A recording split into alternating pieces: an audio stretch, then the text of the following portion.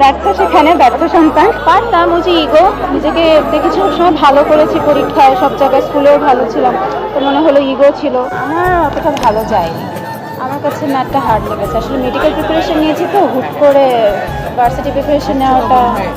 হ্যাঁ হ্যাঁ, আমি না আপাতত প্ল্যান করিনি, তবে বাকিটা আল্লাহ ভরসা। ফিউচার প্ল্যান তো ছিল অনেক বড়, এখন ধীরে ধীরে ভেঙে যাচ্ছে। দেখ, বাবা মার ইচ্ছে ছিল ডক্টর, তা ব্যর্থ সেখানে ব্যর্থ সন্তান। এখন দেখি বাকিটা আল্লাহ ভরসা। সেকেন্ড টাইম করবেন কিনা মেডিকেল? সেকেন্ড টাইম আমি অলরেডি সেকেন্ড টাইম মেডিকেলে 2বার দিয়েছি। মেডিকেলি প্রিপারেশন নিচ্ছি, হুট করে মনে হলো যে মেডিকেলে যেতে হয়নি, এখন ভার্সিটি নেই। বুঝছো সেকেন্ড টাইম? হ্যাঁ, গুচ্ছ সেকেন্ড টাইম। এর আগে কোথাও অনার্সে ভর্তি হন? না, ওখানে তো পড়ার ইচ্ছে ছিল না, সায়েন্স থেকে দিচ্ছি তো, যার কারণে আমার অন্য কোথাও যাওয়ার ইচ্ছা হয়। জাতীয়তে তো ভর্তি হয়ে থাকতে পারতেন বা?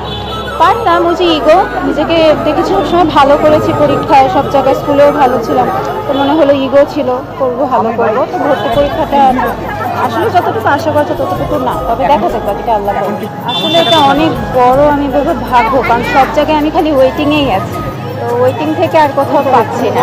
তো বলা যায় এটা আসলে অনেক বড় ভাগ্য।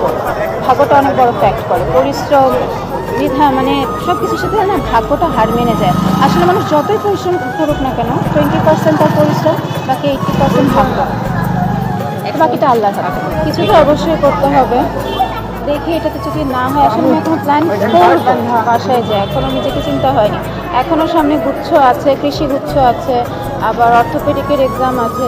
ওই যে 1% আশা করতে হবে, পারবো ওইটা। এই বছর কোথাও ভর্তি না হলে সম্ভবত আর লাইফে অনার্স করতে পারবেন না। জাতীয় বা পাবলিক ইউনিভার্সিটি থেকে প্রাইভেটে পারবেন, এই সুযোগটা মিস করবেন নাকি? হ্যাঁ, প্রাইভেটে করার ইচ্ছা। প্রাইভেটে পড়ার ইচ্ছা নাই, জাতীয়তেও পারবেন না, এখন পাবলিকও তো শেষ হয়ে গেল। এখন সব মিলে কি লাইফে কীভাবে দেখছেন?